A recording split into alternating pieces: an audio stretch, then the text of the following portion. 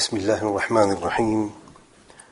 الحمد لله رب العالمين، والصلاة والسلام على خاتم الأنبياء والمرسلين نبينا محمد وعلى آله وصحبه أجمعين، أما بعد. بعض شبہات کا ازالہ اور اعتراضات کے جوابات. اہل حدیثوں کی مختلف قسم کی جماعتوں اور جمعیتوں کے قیام اور تنظیم سازیوں کے متعلق میرے اوپر کچھ اعتراضات موصول ہوئے ہیں جو حقیقت میں شبہات اور غلط فہمیوں کے سوا کچھ بھی نہیں ہیں، جن کا خلاصہ یہ ہے. نمبر 1 کہ ہماری جماعت یا جمعیت اہل حدیث حق پر ہے، کیونکہ ہم حق پر ہیں اور حق کی طرف دعوت دیتے ہیں. اور سعودی عرب کے بعض کبار سلف علماء مثلا شیخ بن باز رحمہ اللہ اور شیخ ربیع المدخلی حفظہ اللہ نے ہماری ان جمعیتوں کو سراہا ہے اور ایسی جمعیتوں کو قائم کرنے کی اجازت بھی دی ہے. اور بعض یہ بھی کہتے ہیں کہ ہماری جمعیت حق پر ہے، حزبیت نہیں ہے، کیونکہ اس کی بنیاد فلان بڑے اہل حدیث عالم نے رکھی ہے، یا اس کے فلاں اور فلان بڑے علماء امیر رہے ہیں، یا ان کے ساتھ وابستہ رہے ہیں. تو کیا ان کا یہ عمل حزبیت تھا؟ اور کیا وہ بھی حزبی تھے؟ ان پر کیا حکم ہے؟ اور دوسرے نمبر پر یہ بھی اعتراض کیا گیا کہ کسی پر فتویٰ لگانا صرف فتویٰ کمیٹی کا کام ہے، اور جب میں سعودی عرب کی فتویٰ کمیٹی کا ممبر نہیں ہوں تو مجھے کوئی حق نہیں ہے کہ میں کسی پر فتویٰ لگاؤں. یعنی کسی کی غلطی پر اس شخص کی غلطی کو بیان کرنا ثبوتوں کے ساتھ ان کے نزدیک اس پر فتویٰ لگانا ہے.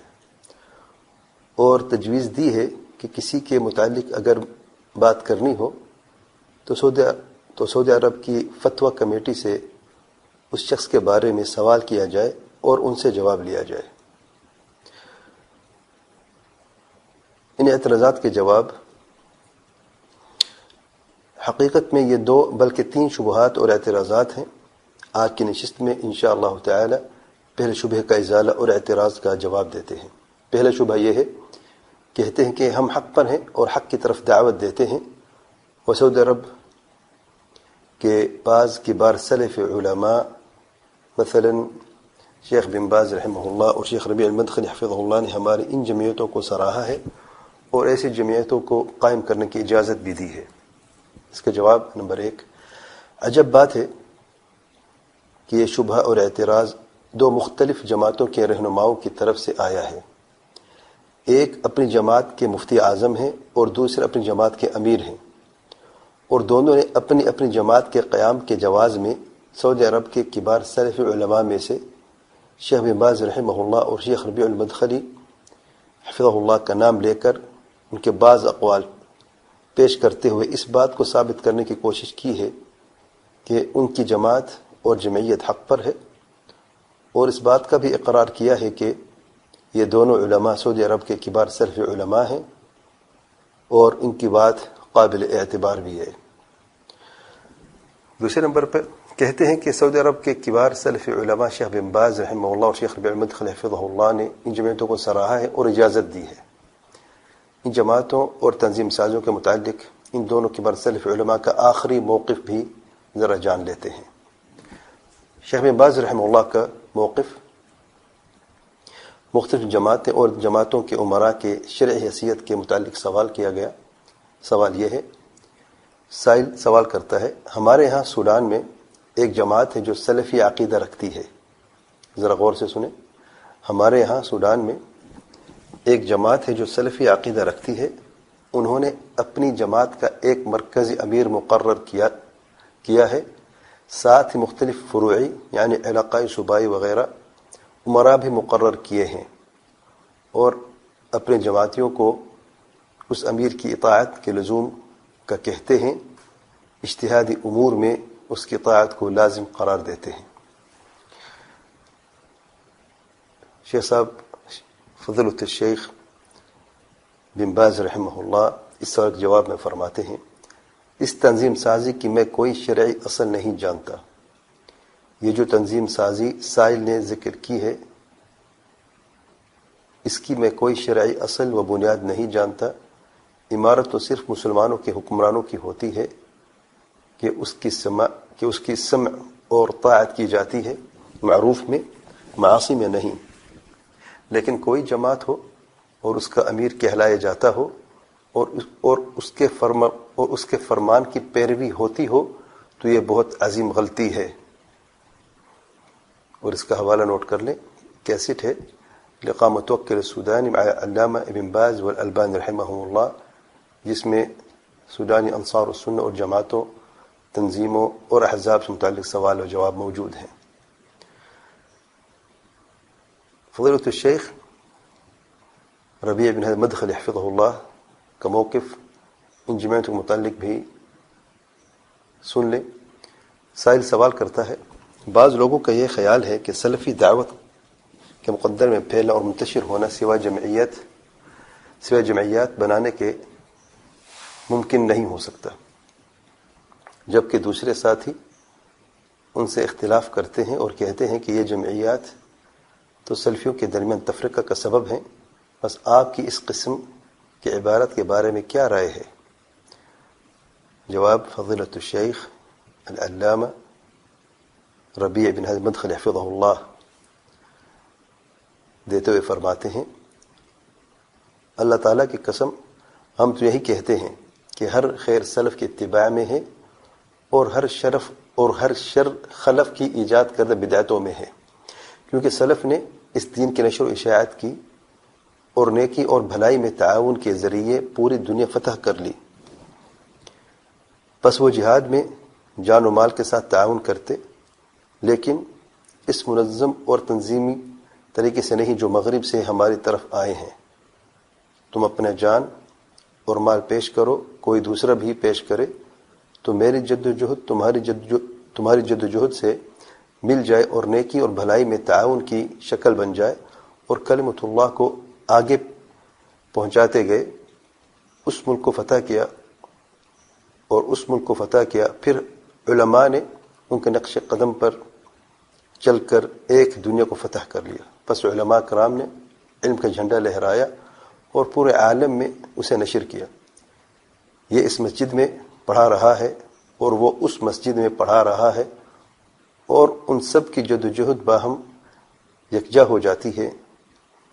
پس فلان طالب علم اور فلان طالب علم ایک ہی منہج کتاب و سنت پر پروان چڑھتے ہیں، لہٰذا اس کا نتیجہ، آثار اور ثمرات ان جمعیات سے کئی گنا افضل ہوتا ہے جو کسی طالب علم کو صحیح پروان چڑھانے تک سے عاجز ہیں۔ علماء بنانا تو دور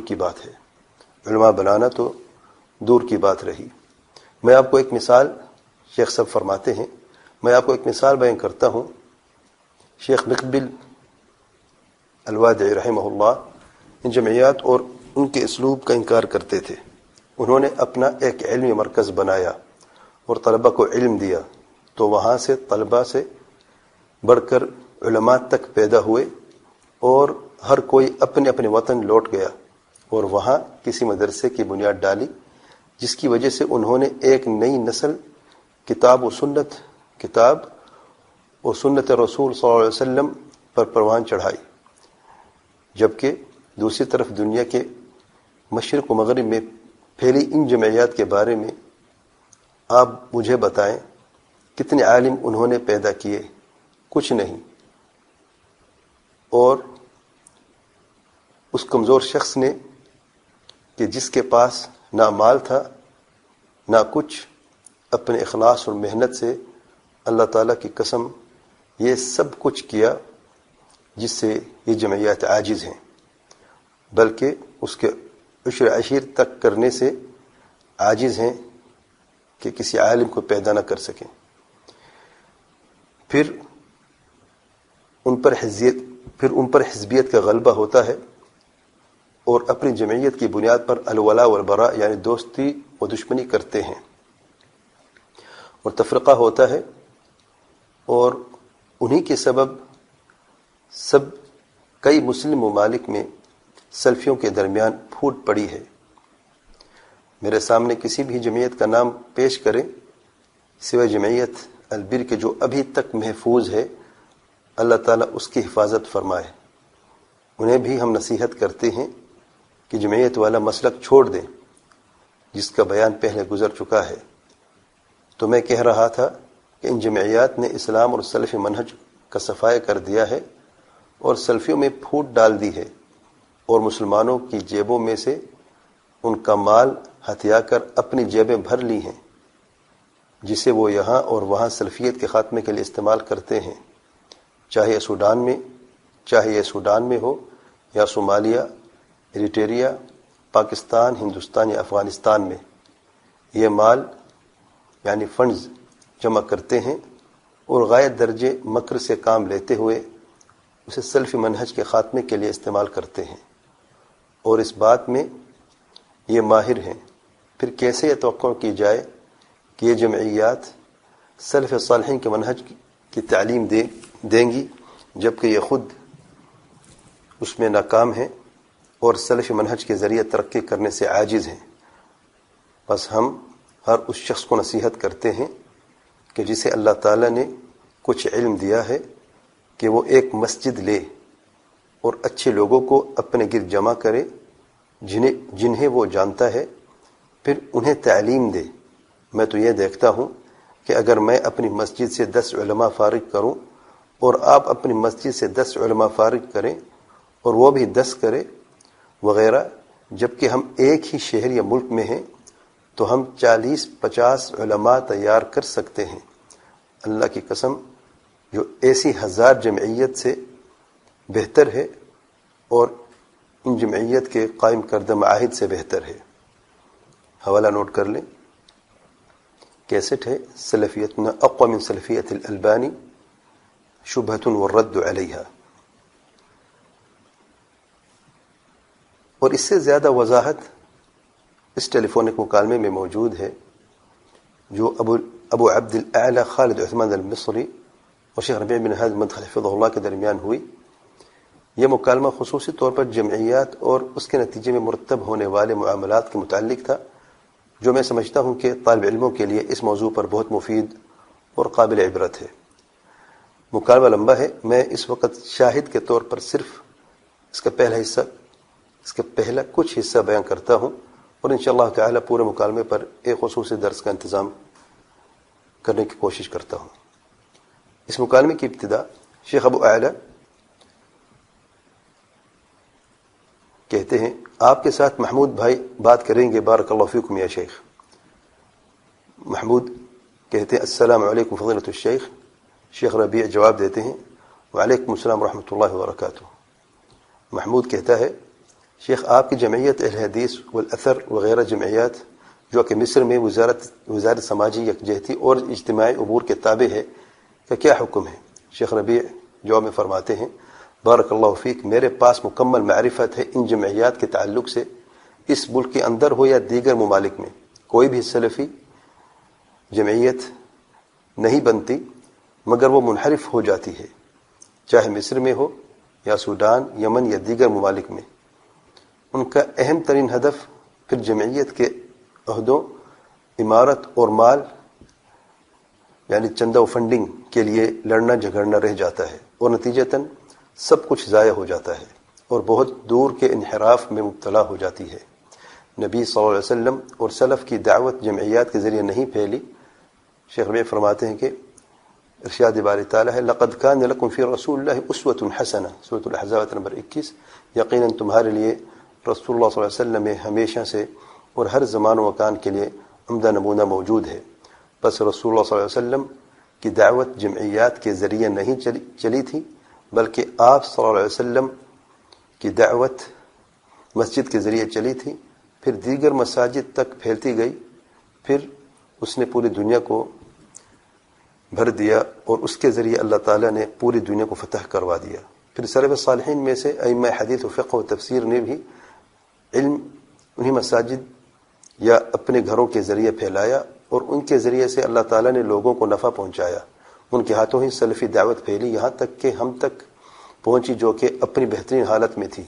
پھر جب ان کی جگہ ان جمعیات نے لے لی تو یہ ضائع ہو گئی اور پھوٹ کا شکار ہو گئی. اور مجھ سے ابو عبد الاعلی بھائی نے کچھ دنوں پہلے کہا تھا کہ ہم کوئی جمعیت کھولتے ہیں وغیرہ. تو میں نے ان سے کہا آپ نے پہلے بھی مجھ سے مشورہ لیا تھا تو میں نے نہیں کہا تھا یہ جو بھی میں نے اس وقت کہا تھا. محمود جواب میں کہتا ہے جی اگر کوئی سلف عالم نیک نیتی سے جمعیت قائم کرے اور اس کے فوائد بھی ہوں مگر جب آگے چل کر وہ حزبیت کی صورت اختیار کر لے تو اسے ختم کر دینا چاہیے. جمعیت کا قدیم ہونا بھی اس کے صحیح ہونے یا چلتے رہنے کی دلیل نہیں. شیخ ربیع فرماتے ہیں تمہاری جمعیت ابھی شروع ہوئی اور تم اس سے محبت کرتے ہو اور برائی کی نشانیاں دکھنا شروع ہو گئی پھر آخر تم چاہتے کیا ہو؟ یہ کیا بات ہے؟ بارک اللہ فیک. جمعیت انصار السنہ کو ہی لے لو جو شیخ محمد حامد الفقی رحمہ اللہ اور ان جیسے اشخاص کے ہاتھوں سن 1926 میں قائم ہوئی اور اللہ تعالیٰ نے اس کے ذریعے بہت نفع پہنچایا. بارک اللہ فیک. پھر وہ لوگ اس سے تجاوز کر گئے. اللہ کی قسم میں انصار السنہ کے مرکز میں داخل ہوا تو پھر چیخ و پکار لڑائی جھگڑے مشاکل و فتنے ہی سننے کو ملے. سب کے سب مال اور دنیا کے متعلق تھے اور یہ تو بہت پرانی بات ہے 30 سال پرانی. اس سے اندازہ لگائیں اب اس کا کیا حال ہوگا. آخر تک یہ مکالمہ جاتا ہے. اس سے یہ واضح ہوا کہ ان کبار سلف علماء شیخ بن باز رحمہ اللہ اور شیخ ربیع احمد خان حفظہ اللہ کے اس مسئلے میں 2 مختلف اقوال ہیں. دوسرا قول ان جمعیات کے حالات بدلنے کی وجہ سے ہے اور یہی قول معتبر ہے. تیسرے نمبر پہ آپ لوگ ان علماء کے پہلے اقوال تو بیان کرتے ہیں دوسرے کو کیوں چھپاتے ہیں جو پہلے اقوال کے بعد بیان کیے گئے ہیں اور ان فاضل علماء کا آخری اور معتبر قول سمجھا جاتا ہے ان جماعتوں کی حالات بدلنے کی وجہ سے جیسا کہ شیخ ربیع نے بیان فرمایا. چوتھے نمبر پہ آپ لوگوں میں اور اہل بدعت اخوان المسلمین اور تبلیغ جماعت والوں میں کیا فرق ہے؟ وہ بھی شیخ بن باز رحمہ اللہ کے پرانے اقوال جو ان کی تائید میں ہیں صرف وہی لوگوں میں عام کرتے رہتے ہیں اور حق کو چھپاتے ہیں. 5ویں نمبر پہ آپ لوگوں کی دونوں جماعتوں میں سے حق پر کون ہے ذرا یہ تو بتائیں. اگر دونوں حق پر ہوتے تو ایک ہی ملک میں رہ کر الگ الگ نہ ہوتے.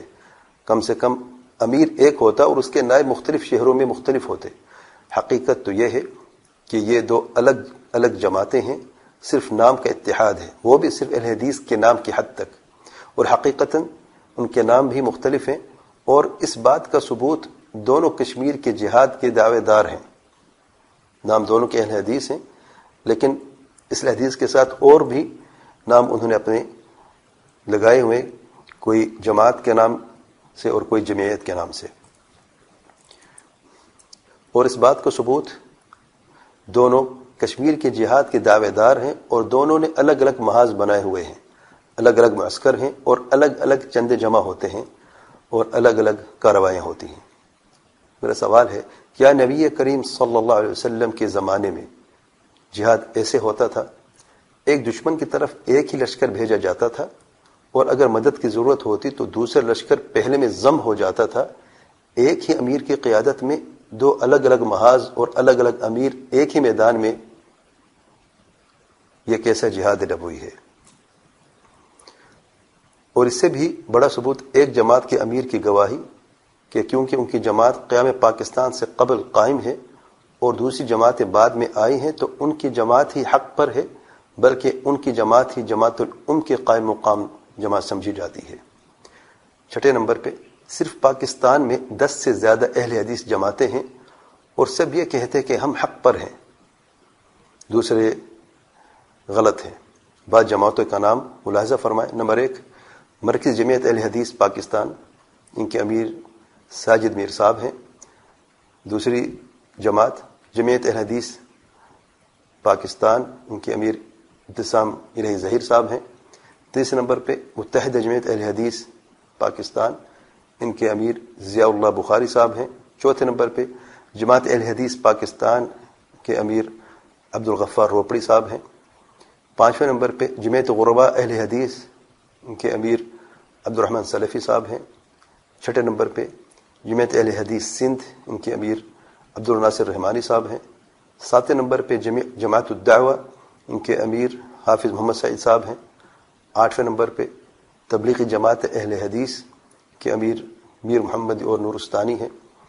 9ویں نمبر پر شباب السلفیہ یا سلفی یوتھ، ان کے امیر عبدالسلام رستمی صاحب ہیں. اور جماعت المجاہدین اور انجمن اہل حدیث کی اور بھی نام ہیں. بعض کہتے ہیں یہ ان کی کوئی شاخیں ہیں، ان میں سے کسی بڑی جماعت کی شاخیں، بعض کہتے ہیں یہ الگ الگ جماعتیں. الغرض تو 10 کے قریب میں نے یہاں پہ نام لیے ہیں. یہ سب الگ الگ جماعتیں ہیں اور صرف نام کے اہل حدیث ہیں. ان کے نظریات، رجحانات، امیر وغیرہ سب الگ الگ ہیں. دوستی اور دشمنی انہی جماعتوں کی بنیاد پر قائم کی جاتی ہے. شیخ ربیع احمد خلف حفظہ اللہ کے قول کی مصداق شیخ صاحب نے فرمایا، پھر ان پر حزبیت کا غلبہ ہوتا ہے اور اپنی جمعیت کی بنیاد پر الولاء والبراء، دوستی اور دشمنی کرتے ہیں اور تفرقہ ہوتا ہے، اور انہی کے سبب سے کئی مسلم ممالک میں سلفیوں کے درمیان پھوٹ پڑی ہے. سبحان اللہ. آخر میں ایک گزارش اور ایک تجویز. گزارش یہ ہے کہ اللہ کے لیے اس تحزب اور تفرق سے بچو اور واپس جماعت اہل حدیث کی طرف لوٹو، جس جماعت کے اللہ تعالیٰ کے پیارے پیغمبر صلی اللہ علیہ وسلم قائد اعظم ہیں، جس جماعت کے رہنما صحابہ کرام رضی اللہ عنہم اجمعین اور سلف صالحین ہیں، جو جماعت کسی خاص جگہ، خاص زمانے یا خاص امیر کی عمارت تک محدود نہیں ہے، دنیا کے کسی بھی کونے میں موجود ہو سکتی ہے، اور ان سب کا ایک ہی عقیدہ اور ایک ہی منہج ہے. سب ایک دوسرے سے محبت کرتے ہیں، ایک دوسرے کی مدد و اعانت کرتے ہیں، ایک دوسرے کا احترام کرتے ہیں، ایک دوسرے کے خیر خواہ اور دعا گو ہیں، اور یہ سب خالصتاً اللہ تعالیٰ کے لیے کرتے ہیں، کسی ذاتی یا جماعتی مفادات کے لیے نہیں. بعض زندہ مثالیں دیکھ لیں. شیخ بن باز رحمہ اللہ جزیرہ عرب میں تھے، کوئی خاص جمعیت نہیں بلکہ عالم تھے اور ان کے شاگرد پوری دنیا میں ہیں. شیخ البانی رحمہ اللہ شام میں تھے، عالم تھے اور ان کے شاگرد پوری دنیا میں موجود ہیں، کوئی خاص جمعیت نہیں تھی ان کی. شیخ مقبل بن ہادی الوادعی رحمہ اللہ یمن میں تھے، عالم تھے اور ان کے شاگرد پوری دنیا میں آج بھی موجود ہیں، ان کی بھی کوئی خاص جمعیت نہیں تھی. نتیجہ کیا نکلا؟ سب ایک دوسرے سے محبت کرتے ہیں، ایک دوسرے کی مدد و اعانت کرتے ہیں، ایک دوسرے کا احترام کرتے ہیں، ایک دوسرے کے خیر خواہ اور دعا گو ہیں، اور یہ سب خالصتاً اللہ تعالیٰ کے لیے کرتے ہیں. صرف ایک ہی جماعت ہے جس کا ایک ہی عقیدہ اور ایک ہی منہج ہے اور ایک ہی پہچان ہے، قال اللہ وقال رسول اللہ صلی اللہ علیہ وآلہ وسلم، سلف صالحین کی سمجھ کے مطابق، جو دنیا کے کسی کونے میں بھی موجود ہو سکتے ہیں. یہی میری گزارش ہے اور حقیقت میں یہی میری دعوت ہے اور یہی دعوت السلفیہ ہے، جس کی بنیاد پر صرف اہل حدیث ہی نہیں بلکہ پوری دنیا، بلکہ پوری امت اسلامیہ متحد ہو کر ایک ہی جماعت بن سکتی ہے. میرے نزدیک تو مسلک اہل حدیث اور وہ جماعت اہل حدیث حق پر ہے جس کا تعلق کسی جمعیت الگ کسی جماعت سے نہیں ہے، جس کے متعلق شیخ زبیر علی زئی رحمہ اللہ کا موقف معروف ہے. ایک سائل نے حافظ صاحب سے سوال کیا، جماعت اہل حدیث کے اندر مختلف گروہ ہیں، آپ کے خیال میں ان میں سے کون سا گروہ بہتر ہے تاکہ اس میں شامل ہوا جائے یا نہ ہوا جائے؟ اس سوال کے جواب میں حافظ زبیر علی زئی رحمہ اللہ فرماتے ہیں، تمام گروہوں سے علیحدہ رہ کر مسلک اہل حدیث پر عمل پیرا ہو کر اس کی دعوت دنیا میں پھیلائیں. اس کا حوالہ فتاوی علمیہ جلد نمبر 2 صفحہ نمبر 48. تجویز سے پہلے ایک عالم نے مجھے نصیحت کی تھی کہ میں علماء کی طرف رجوع کیوں نہیں کرتا، بھاری بھرکم علماء موجود ہیں، میں ان سے رجوع کروں، اس میں مجھے 2 فائدے ہوں گے. پہلا فائدہ ان کا جواب علمی ہوگا اور دوسرا یہ کہ میں بری ہو جاؤں گا، میرا ذمہ بری ہو جائے گا. میں نے انہی کبار علماء کے اقوال سامنے رکھ دیے ہیں، الحمدللہ ان کا جواب علمی اور تسلی بخش بھی ہے اور میرا ذمہ بھی بری ہو گیا ہے. اور اگر ابھی بھی کسی کو شک ہے کہ شیخ ربیع کا جمعیتوں کے متعلق اب یہ موقف نہیں ہے تو ایک کام کرتے ہیں، میری طرف سے ایک تجویز ہے. آئیں شیخ ربیع المدخلی حفظہ اللہ الحمدللہ حیات ہیں، اللہ تعالیٰ ان کی عمر توحید و سنت و فرمانبرداری پر دراز فرمائے اور صحت و تندرستی عطا فرمائے اور ہر شر سے محفوظ فرمائے، آمین یا رب العالمین۔ آئیں ان کے پاس چلتے ہیں، میں اور آپ کے اوپر اور آپ کی جمعیت کے متعلق ان کا موقف جان لیتے ہیں، اور آئیں یہ بھی وعدہ کریں کہ جو بھی وہ رہنمائی فرمائیں گے ہم دونوں کی، اس پر ہم دونوں عمل کریں گے۔ میں صرف اپنا مدعاؤں کے سامنے رکھوں گا، آپ ہی کی ہوئی باتیں اور آپ کے نظریات، اور پھر آپ کو بولنے کا مکمل موقع دوں گا، اور خود ایک چھوٹے سے طالب علم کی حیثیت سے خاموشی سے سنتا رہوں گا۔ جو بھی شیخ صاحب کا فیصلہ ہوگا اس پر عمل کیا جائے گا۔ یہی آپ کی نصیحت تھی نا، میں نے آپ کی نصیحت کے مطابق علماء کے اقوال آپ کے سامنے رکھ دیے ہیں، بلکہ شیخ ربیع حفظہ اللہ سے ملاقات کی تجویز بھی پیش کر دی ہے۔ اس سے آپ کو 2 نہیں بلکہ 3 فائدے ہوں گے۔ نمبر 1، آپ کی چاہت کے مطابق اس مسئلے کا حل ہو جائے گا۔ نمبر 2، شیخ صاحب کا فیصلہ منصفانہ اور جواب علمی ہوگا اور ہم دونوں کے لیے فائدہ مند ثابت ہوگا، اور ہم میں سے جو غلطی پر ہے اس کے لیے اصلاح کا باعث ہوگا، اور جو حق پر ہے اس کے لیے علم پختگی اور ثابت قدمی ثابت ہوگا۔ نمبر 3، ہم دونوں کا ذمہ بھی بری ہو جائے گا۔ ملاقات کے لیے شیخ ربیع احمد مدخلی حفظہ اللہ کو کیوں خصوصی طور پر منتخب کیا گیا؟ نمبر 1، دور حاضر کے جرح و تعدیل کے علم بردار ہیں، اور یہ گواہی فضیلت شیخ العلامہ محمد ناصر الالبانی رحمہ اللہ نے دی ہے۔ نمبر 2، تحزب اور جماعتوں کی مکمل خبر رکھتے ہیں، ان کی اپنی ہی زبانی ٹیلی فونک کال میں ان کی یہ بات میں بیان کر چکا ہوں۔ شیخ ربیع فرماتے ہیں، بارک اللہ فیک، میرے پاس مکمل معرفت ہے ان جمعیات کے تعلق سے، اس ملک کے اندر ہو یا دیگر ممالک میں ہو۔ تیسری وجہ، آپ نے ہی ان کا نام لے کر مجھے نصیحت کی ہے کہ علماء سے رجوع کروں۔ چوتھے نمبر پہ، آپ کے بقول آپ کے استاد ہیں، آپ نے ان کے گھر میں ایک کتاب سماعت بھی فرمائی ہے۔ پانچویں نمبر پہ، ظاہر ہے جب آپ کے استاد ہیں تو آپ کو جانتے بھی ہوں گے، اور جس کے بارے میں جانتا ہے اس کے لیے اس پر فتویٰ لگانا بھی آسان و معتبر ہو جاتا ہے۔